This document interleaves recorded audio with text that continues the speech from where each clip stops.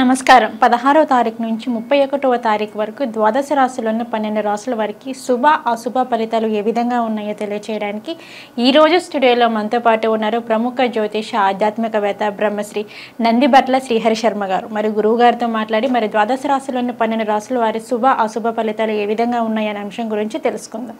నమస్కారం గురువు గారు. వాగర్థావివ సంపృక్తౌ వాగర్థ ప్రతిపత్తయే జగతః పితరౌ వందే పార్వతీ పరమేశ్వరౌ. సదాశివసమారంభాం శంకరాచార్య మధ్యమాం అస్మదాచార్యపర్యంతం వందే గురుపరంపరాం. ఆదిత్యాయ చ సోమాయ మంగళాయ బుధాయ చ గురుశుక్రశనిభ్యశ్చరాహవే కేతవే నమః. శృంగేరి పీఠాధిపతులు కంచి పీఠాధిపతులకి నమస్కారములు తెలియజేసుకుంటూ కార్యక్రమాన్ని ప్రారంభిద్దాం.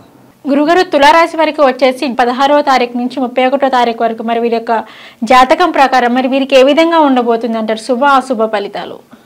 గమనించుకున్నట్లయితే తులారాశి వారికి సంబంధించి ఏ విధంగా ఉండబోతుందో తెలుసుకునే ముందు గ్రహ సంచారం ఏ విధంగా ఉందో తెలుసుకుందాం. 12వ ఇంట కేతు, 6వ ఇంట రాహు, 5వ ఇంట శని వక్రీకరించే స్థితి పొంది ఉండడం, అష్టమ స్థానంలో కుజగురుల యొక్క సంచారం, అలాగే దశమ స్థానంలో రవి శుక్ర బుధులు. ప్రధానంగా తులారాశి వారికి చూసుకున్నట్లయితే ఒక్క శని మాత్రమే యోగించేటువంటి స్థితి, రాహు మాత్రమే యోగించేటువంటి స్థితి. మిగతా గ్రహాలన్నీ కూడా అనుకూలంగా లేని కారణం చేత కార్యహాని కావచ్చు, లేకపోతే ఉద్యోగంలో సమస్యలు ఎదుర్కొనేటువంటి అవకాశాలు కావచ్చు, వ్యాపారంలో తోటి వ్యాపారస్తులతో ఇబ్బందులు ఎదుర్కోవడమో, లేకపోతే కస్టమర్స్తో ఇబ్బందులు ఎదుర్కోవడమో, లేకపోతే ధన రాబడి సరిగ్గా లేకపోవడం వల్ల ఇబ్బందికర పరిస్థితులు. ఏది ఏమైనప్పటికీ కూడా ఈ యొక్క తులారాశి వారి యొక్క జూలై మాసంలో 16 నుంచి 31వ తారీఖు వరకు కష్టపడితే తప్ప ఫలితాలు పొందలేరు. ఇష్టపడి పనులు పూర్తి చేసుకోండి.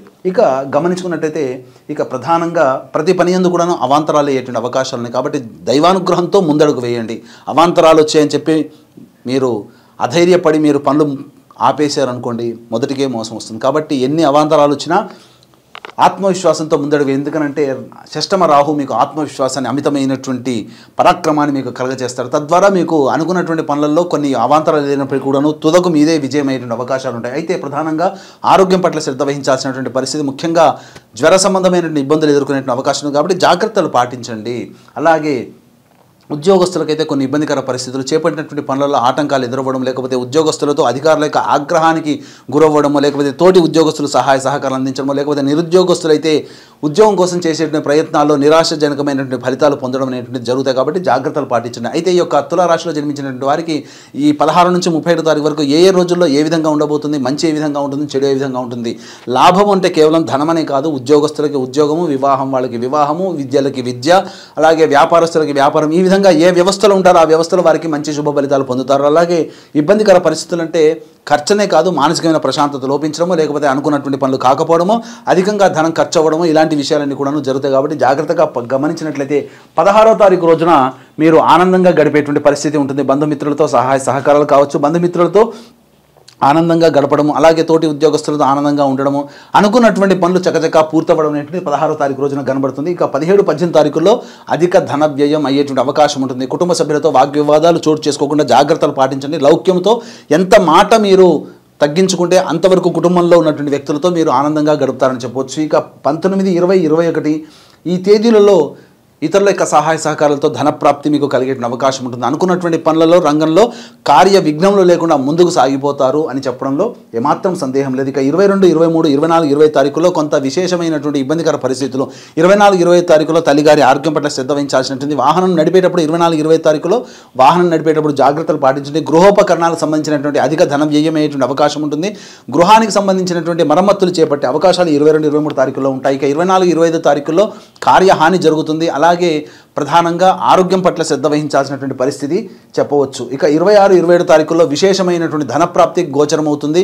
అన్నింటా మీరే విజయం సాధిస్తారు. అన్నిటికంటే ముఖ్యంగా మీరు శత్రువులపై మీదే విజయం సాధిస్తారు. కోర్టు వ్యవహారాలు, న్యాయ సంబంధించిన వ్యవహారాల్లో మీదే విజయం అవుతుందని చెప్పవచ్చు.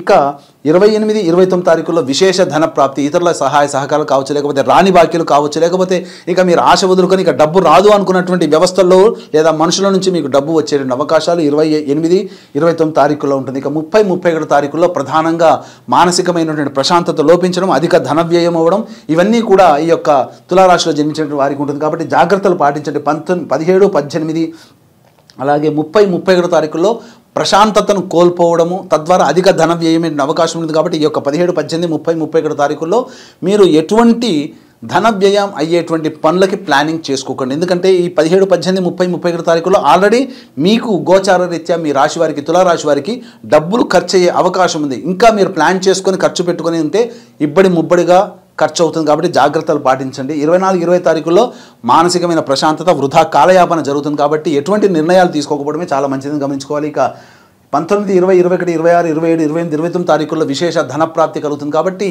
ఈ యొక్క రోజుల్లో మీరు ఏదైతే ఈ యొక్క జూలై మాసంలో మీరు ఈ కోరిక నెరవేరితే బాగుంటుంది అనుకుంటారో ఆ కోరికకు సంబంధించినటువంటి ఫలితాలు ఈ యొక్క 19, 20, 21, 26, 27, 28, 29 తారీఖుల్లో వస్తాయని చెప్పవచ్చు. ఎంతటి వాడికైనప్పటికీ కూడా దైవానుగ్రహం తోడైతే మంచి శుభ ఫలితాలు పొందుతారు.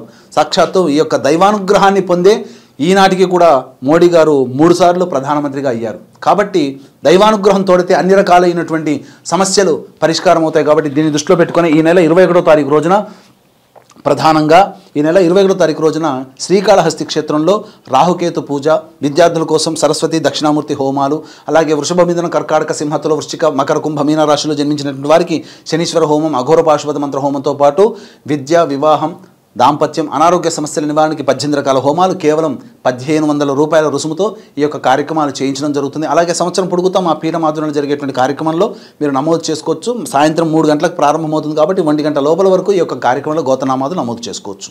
ఓకే గురుగారు, తులారాశి వారికి వచ్చేసి 16వ తారీఖు నుంచి 31వ తారీఖు వరకు వారి యొక్క ఫలితాలు ఏ విధంగా ఉన్నాయనే అంశం గురించి అయితే తెలియజేశారు. అలాగే వీరికి వచ్చేసి 16వ తారీఖు నుంచి 31వ తారీఖు వరకు మరింత అదృష్టం కలగాలి అంటే మరి ఎటువంటి పరిహారం చేసుకుంటే వీరికి బాగుంటుంది అంటారు? ప్రతిరోజు గణపతి దేవాలయాన్ని సందర్శనం చేసుకోవాలి. అలాగే ప్రతిరోజు శివాలయంలో అభిషేకము, అర్చన జరిపించుకోవాలి. గురువారం రోజున ఈ యొక్క 16 నుంచి 31 తారీఖు వరకు గురువారం రోజున మీరు ఉడకబెట్టినటువంటి శనగలని శివాలయంలోని భక్తులకి పంచండి. తప్పకుండా మీకు మంచి శుభ ఫలితాలు కలుగుతాయి. ఇవన్నీ కూడాను గోచారరీత్యా మనం చెప్పుకునేటువంటి ఫలితాలు. ఏమైనప్పటికీ కూడా ఇంకా అధికంగా సమస్యలు ఎదురవుతున్నాయంటే మీకు దగ్గరలోని ఉపాసనాపరులైనటువంటి జ్యోతిష్య పండితుల్ని మీరు సంప్రదించండి.